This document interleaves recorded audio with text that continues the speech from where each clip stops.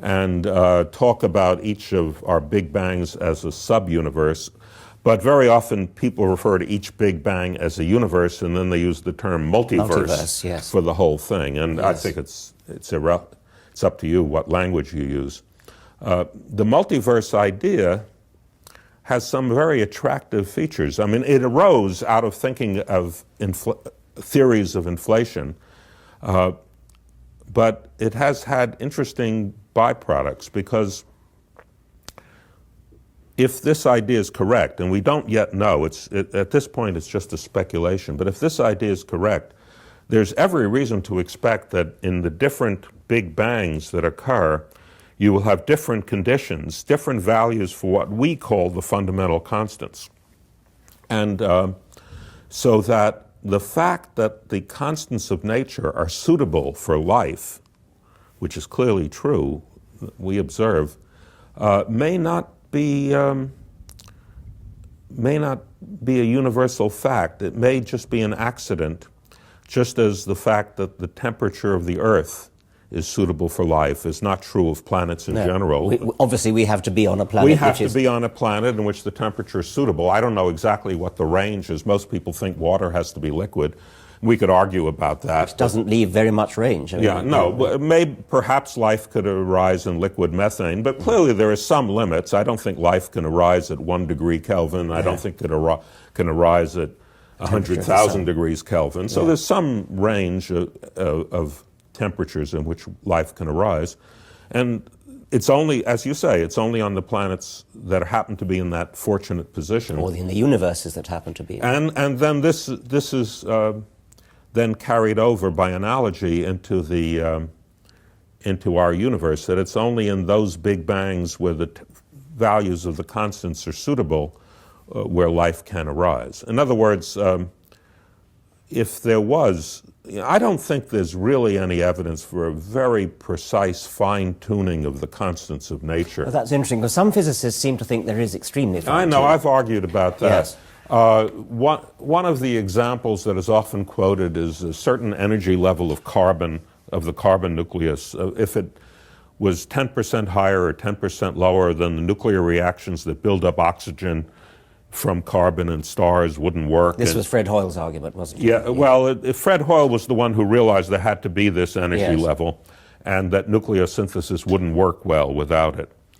Well, the fact that there is such an energy level, that just that energy does not require a fine-tuning of I think, and I've argued with people about this, I don't think it requires a fine-tuning of the constants of nature, because that state of the carbon nucleus is essentially a bound state of a beryllium-8, I'm getting very technical, a beryllium-8 nucleus and a helium nucleus, and that's just the condition that you need in order to allow nucleosynthesis to occur. So even if you change the constants of nature, the value of the energy of this state would change, but it would still be a bound state of beryllium-8 plus an alpha particle, plus a helium nucleus. Yes. And so it wouldn't make much difference as far as nucleosynthesis. Yes. There is one constant that seems to be fantastically fine-tuned, but we're not sure, and that is the constant called the dark energy, or the vacuum energy, or the cosmological constant. This is the energy in space itself, not associated with any particles or radiation, but just an energy, so many calories per quart of space, everywhere in the universe, whether there's matter there or not. The amount of this has been measured. It's been observed that it's not zero. It has a small finite value. To give an idea of the value, it's about the amount of, in a volume the size of the Earth, whether the Earth is there or not, just in that volume of space, the amount of energy is the energy in a few hundred barrels of petroleum. Okay. Not a lot for a volume the size of the Earth. That energy is detected by its effect on the expansion of the universe. It's causing the expansion of the universe to accelerate, and that's something that was discovered 10 years ago by two different teams of astronomers studying the speed and distance of distant galaxies. Now we try to calculate what this energy is from first principles. There are various reasons why we can't calculate, but we can calculate certain contributions to it. For example, we can say fluctuations in the electromagnetic field, just due to the quantum nature of radiation, not down to arbitrarily small wavelengths, because we don't understand anything at very, very short distances, but just down to the shortest distances at which we think we understand physics, which is roughly 1/100th the size of an atomic nucleus. Those are the shortest distances that have been probed in our accelerators. So counting the fluctuations in the electromagnetic field, or the gravitational field, or any other field, down to the shortest distances that we have probed, the energy that we can calculate what energy that gives space, and it comes out to about 56 orders of magnitude larger than the observed value. That is a 1 with 56 zeros. Now, you just have to shrug your shoulders and say, well, there are the other contributions we can't calculate, like the contributions from fluctuations with even shorter wavelength. They clearly cancel.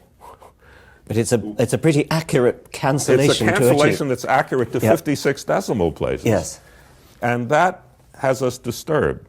And it's possible that will be explained in a way that has nothing to do with the multiverse. It may be that for some fundamental physics reason that we don't know, the universe is evolving toward a state where that vacuum energy, that dark energy, is exactly zero. And it's small now just because the universe is old, and it's not far from that final state. No one has constructed a theory in which that's true. I mean, it's not only a speculation. The theory would be speculative, but we don't have a theory in which that speculation is mathematically realized. Right. Yeah. But it's a possibility. But the only other explanation, well, it's not even an explanation because we don't have a candidate theory, but the only explanation that seems to work is that this is just one of those things that varies from sub-universe to sub-universe, from Big Bang to Big Bang. In most of the Big Bangs, it's very large. It's much larger than what we observe. And in those Big Bangs, they go through, because this energy drives the expansion of the universe, depending on whether it's positive or negative, the universe either blows up so rapidly there's no time for galaxies or stars to form, or it crunches, it recollapses so rapidly, again, there's no time for life to form. Yes. So it has to be small for life to exist, and it's about as small as, in fact, that's interesting, it's not much smaller than it would have to be to allow life to arise. And the fact that the cancellation is so precise means that the number of universes in the multiverse you need to postulate in order to anthropically be comfortable with it is very, very large. And it must be at least 10 to the 56, or in fact, exactly, if you think you have some idea about fluctuations at even shorter distances, I think you would say at least 10 to the 120. In fact, that's a little disturbing, but a completely separate development, not motivated by this at all, has taken place recently in string theory. String theory, you know, is our best hope for a theory unifying all the forces of nature, gravity and all the other forces, all the particles. It's the most, it's been a little disappointing that it hasn't led to any specific breakthrough in understanding what we already know. But it's the best game in town, the best hope we have for a really fundamental understanding. It was realized a number of years ago, largely through the work of Edward Witten, that what had seemed to be about half a dozen different possible string theories was really only one string theory, that there's just one string theory, but it manifests itself in many ways